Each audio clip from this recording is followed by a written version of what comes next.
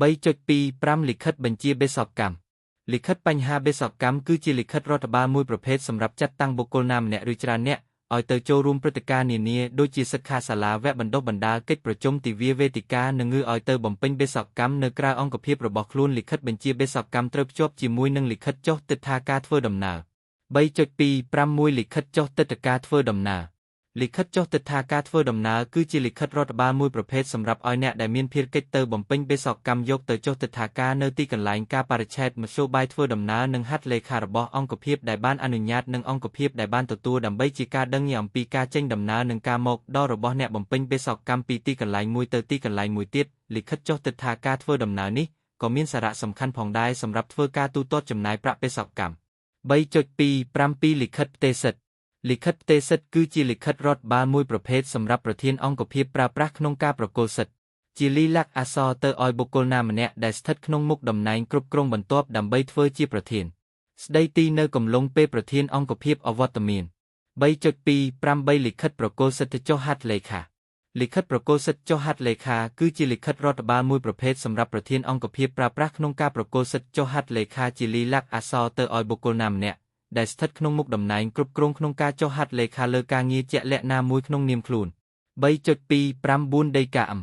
ដីកាអ៊ំគឺជាលិខិតរដ្ឋបាលមួយប្រភេទសម្រាប់អំភ្ជាប់ជាមួយនឹងសំណុំលិខិតរែកសារដែលត្រូវផ្ញើជូនអង្គភាពនានាដោយបញ្ជាក់អំពីឈ្មោះលិខិតរែកសារនិងចំនួនសន្លឹកនៃលិខិតរែកសារនីមួយដែលត្រូវផ្ញើចេញក្នុងករណីផ្ញើបញ្ចូលសំណុំលិខិតទៅថ្នាក់ដឹកនាំជាន់ខ្ពស់ពុំគួរប្រើទម្រង់ដីកាអ៊ំឡើយគួរប្រើទម្រង់ជាលិខិតរដ្ឋបាលធម្មតាជាការគួរសមនិងប្រសើរជាង 3.20 លិខិតអនុញ្ញាតច្បាប់ឈប់សម្រាកលិខិតអនុញ្ញាតច្បាប់ឈប់សម្រាកគឺជាលិខិតរដ្ឋបាលមួយប្រភេទសម្រាប់អនុញ្ញាតឲ្យបុគ្គលិកឈប់សម្រាកក្នុងរយៈពេលសមស្របណាមួយស្របតាមការកំណត់របស់លិខិតបឋានគតិយុត្តជាធម្មាន 3.211 កំណត់បង្ហាញរឿងកំណត់បង្ហាញរឿងគឺជាលិខិតរដ្ឋបាលមួយប្រភេទសម្រាប់លើកយោបល់អំពីបញ្ហាជាក់លាក់ណាមួយសម្រាប់ជាជំនួយស្មារតីដល់ថ្នាក់ដឹកនាំក្នុងការពិចារណានិងសម្រេច 3.212 របាយការណ៍របាយការណ៍គឺជាលិខិតរដ្ឋបាលមួយប្រភេទសម្រាប់ធ្វើសេចក្តីរាយការណ៍ជាលិលាក់អក្សរអំពីសកម្មភាពដំណើរការនិងលទ្ធផលការងាររបស់អង្គភាពដែលបានបំពេញឬរបស់បុគ្គលិកដែលបានចាត់តាំងឲ្យទៅបំពេញកិច្ចការអ្វីមួយក្នុងគោលបំណងរាយការណ៍ជូនថ្នាក់ដឹកនាំនិងអង្គភាពពាក់ព័ន្ធទម្រង់របាយការណ៍មានពីរប្រភេទទម្រង់របាយការណ៍ដែលមានចំណងជើងទម្រង់របាយការណ៍ដែលពុំមានចំណងជើងទម្រង់របាយការណ៍ដែលមានចំណងជើងត្រូវបានប្រើប្រាស់សម្រាប់រៀបចំរបាយការណ៍តាមរបបកំណត់ឬរបាយការណ៍នានាដែលពុំបានកំណត់ច្បាស់លាស់អំពីបុគ្គលិកអង្គភាពដែលត្រូវរាយការណ៍ជូនជាអតិរបាយការណ៍សិក្សាស្រាវជ្រាវរបាយការណ៍អភិវឌ្ឍសមត្ថភាពនិងរបាយការណ៍សម្រាប់ភ្ជាប់ជាមួយនឹងសំណុំឯកសារនានាជាដើមចំណែកទម្រង់របាយការណ៍ដែលពុំមានចំណងជើងត្រូវបានប្រើប្រាស់សម្រាប់រៀបចំរបាយការណ៍នានាដែលបានកំណត់ច្បាស់អំពីបុគ្គលិកអង្គភាពដែលត្រូវរាយការណ៍ជូន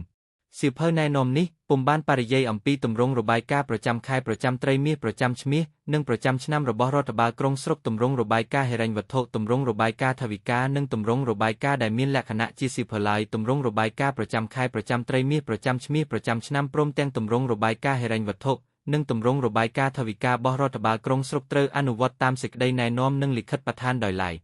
3.213 កំណត់ហេតុកំណត់ហេតុគឺជាលិខិតរដ្ឋបាលមួយប្រភេទសម្រាប់កត់ត្រានូវមតិយោបល់របស់សមាជិកអង្គប្រជុំនិងការសម្រេចរបស់អង្គប្រជុំឬសម្រាប់កត់ត្រាព្រឹត្តិការណ៍ណាមួយដែលបានកើតឡើងជាក់ស្ដែងដើម្បីប្រើប្រាស់និងរក្សាទុកជាសក្ខីភាពនៅពេលមានតម្រូវការ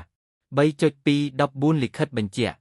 លិខិតបញ្ជាក់គឺជាលិខិតរដ្ឋបាលមួយប្រភេទសម្រាប់បញ្ជាក់អំពីព័ត៌មានចាំបាច់នានាពាក់ព័ន្ធនឹងបុគ្គលិកអង្គភាពទៅតាមសំណូមពររបស់សមីជំនឿអង្គភាពដើម្បីយកទៅប្រើប្រាស់ជាផ្លូវការតាមតម្រូវការ